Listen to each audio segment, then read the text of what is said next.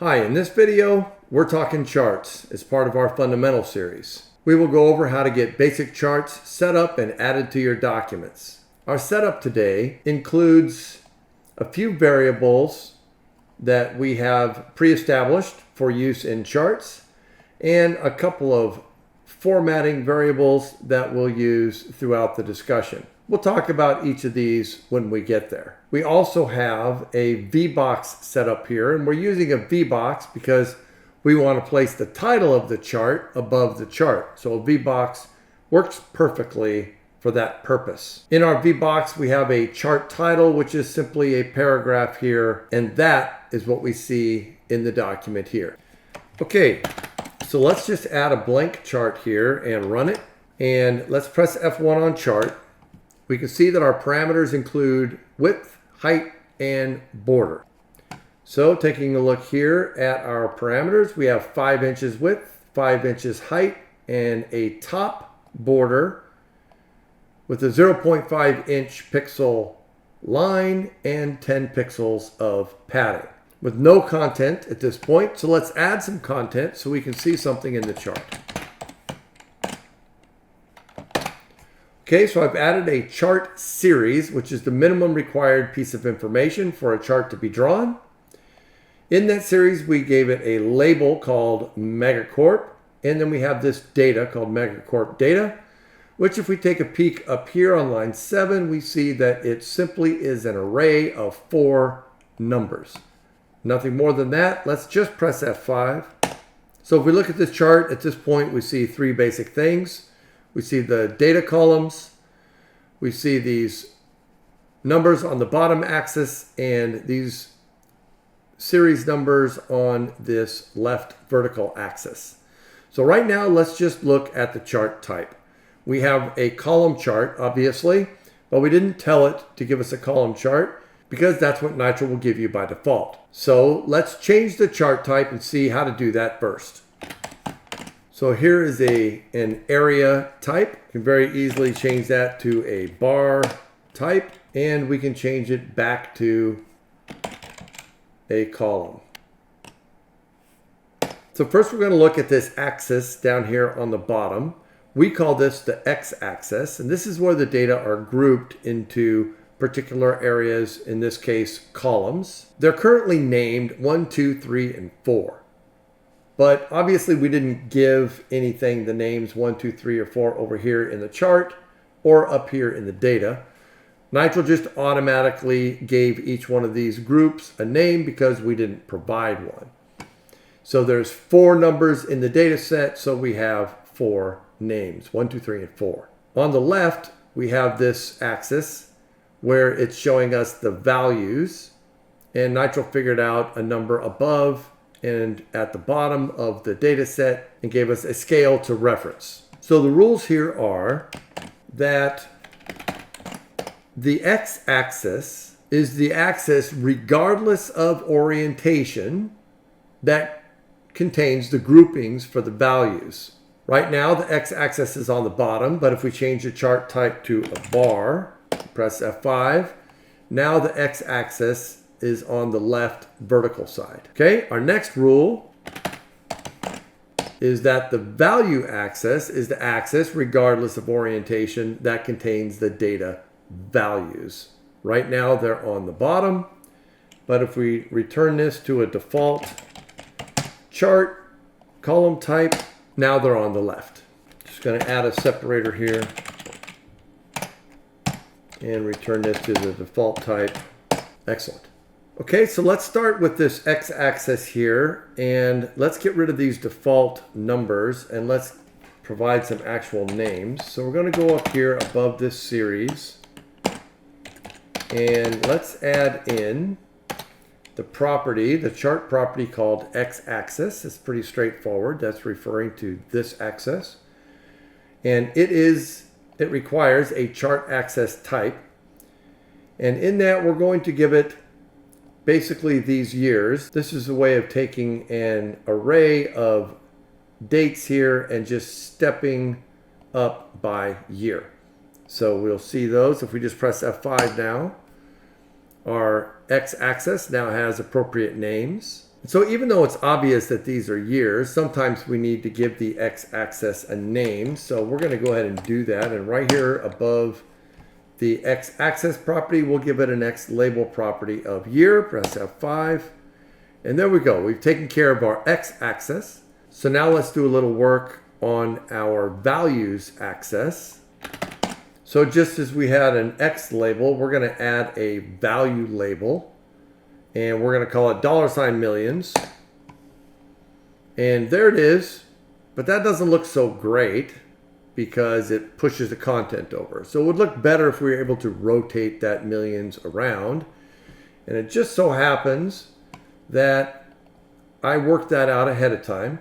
We have an H box here that is using a 90-degree transform, and then it's fitting the content after the transformation in this nice little H box that I call rotated value label. So we're just going to replace this value label with this revision and press F5, and now we have a nicely formatted title for our values axis. I'm going to zoom in on this code a little bit here so it's a little easier for all of us to see. All right, now that we have a decent chart laid out, let's go ahead and just add another series to this chart. So we have Megacorp, and now we're going to add Gigacorp. And you can see that Gigacorp is defined up here. But this time, instead of just being an array of numbers, this is an array of data point classes. So let's press F5 on this. And now let's talk about what a data point is. Originally, with this Megacorp data, which are the blue columns here, we can see that when we hover over the column, there's this number 0118.5. So Nitro is making a data point for us if we don't specify particularly what data points are. That's why we can just give it a straight raw array of numbers like we did with Megacorp data. But we can also specifically give it data points like we're doing with Gigacorp data. And in that case, we're specifically providing the X and Y values that are plotted onto the chart, with the Y value here being the value data. So here they're done automatically, and here they're getting them directly from the data point class. So why do we want to use data points? Using data points specifically, the way that we're formatting them here, is necessary when you want to do specific things with each particular data point. For example, I'm going to revise these two data points here on this Gigacorp data series. And let me remove these commas. And now when we press F5, what we're going to get here on this third data point is an error bar. So I can hover over that and it'll show us the error bar data. And on this fourth data point, I'm adding a label, which is simply the word merger, which I put at the top of that data point. So adding the data points intentionally gives us the ability to go in and modify each data point individually if we want to. So just a quick look at the data point class. I pressed F1 on data point class. We can see here are the things that we can revise inside of each data point. We've got our error high, low, and all these other objects here. And then also, the data point class provides us a number of virtual methods that we can override. For example, here is get layout tip. And if we take a look back over here at the chart, when we hover over one of the data points, like this error bar, we get this pop-up. Well, that's the pop-up tip. So you can override that and make this say anything you want. So if you take a look at our tutorial, you can go help and tutorial. In the tutorial, there's a good example of using a get layout tip for a chart there, which you can use to modify the tip to appear any way you want. Okay, now that we've got a couple of different series in here, we need a legend to tell us what they are. So Let's slide down here, and right above these series here, let's go ahead and add a legend, and it takes a chart legend object. Press F5, and there it is on the bottom, Gigacorp and Megacorp. And we can revise our chart legend with certain properties. Press F5 on that. Now we can see that we moved them over to the right side. We stacked them vertically. So you can choose how you want your chart legend to display. For now, we're just going to keep our legend on the bottom, which looks great. Okay, so you may have noticed that once we added the actual data points, the scale changed and we got this larger separation on our value series. So we can actually edit and modify this value series however we want. So let's go ahead and add here a value axis, and that takes a chart axis, which takes a width, a height, and a border. And if we just press F5 on that, what we're saying is pad right 5 pixels. So at this point, all it's doing is adding a little bit of space in between the number and where the chart starts. So let's add to that. Let's add a major interval of 50. And there we go. Now we've got our number divided into 50s. Looks great. And we can also add minor ticks. If we turn on minor ticks, if you watch here in between the numbers, F5, you'll see that these little tick marks show up. I'm going to go ahead and zoom in on that.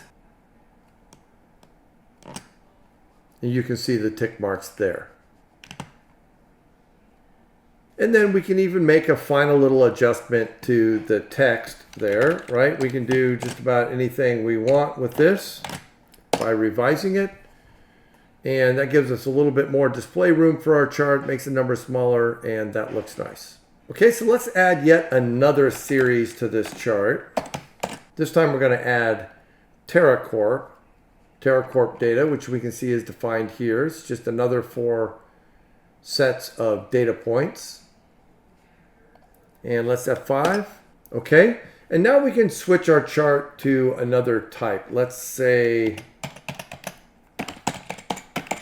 chart type stacked column. So that shows a stacked column and it looks great. Which leads us into our next discussion, which is going to be combo charts. So we've got these 3 data series. Let's take out the stacked chart, F5. We've got these 3 data series, and let's say we want to show them in some other way. In each series, we can actually specify the chart type for the series as well. So now I'm going to add a chart type to this first series, and I'm just going to make it a line chart. And we'll press F5, and there we have it. So you can see that the other 2 chart series are using the default type of column, because it's not specifically stated, but this one is using line. We can work individually with the different chart types inside the series. So for example, I'm going to first just add a marker to the line, which gives us these little data markers here. And then if we want to, we can add smoothing, which smooths out the line. And last but not least, if we want to, we can also go back and adjust the numbers, the min and max numbers of our value series so that we can amplify the differences in the numbers.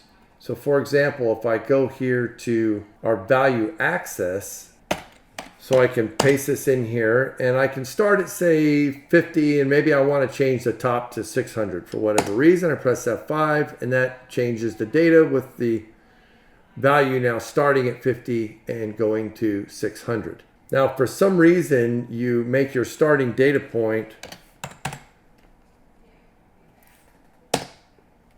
a value that one of your data series can't hit, then it will just not appear. And in the case of a line, the line will draw to the point where it reaches the minimum number here of 100. And then a line will pick up again on the next data point that's valid in the chart, as you can see here. Okay, in our discussion of data points, I forgot to add in the rule for you. So there's our data point rule. The point plotted on the chart is a data point class point. And if it's omitted, then Nitro is going to create one for you. So that wraps it up. There are numerous options you can use when creating a chart in Nitro, and we have only scratched the surface here. But this should provide at least a good starting point. I hope it does so. If you have any questions or concerns or issues, please don't hesitate to reach out to us on Discord. We monitor that closely and can even do live chat there if necessary. The Discord invite is included in the description box below. Until next time, thanks for watching.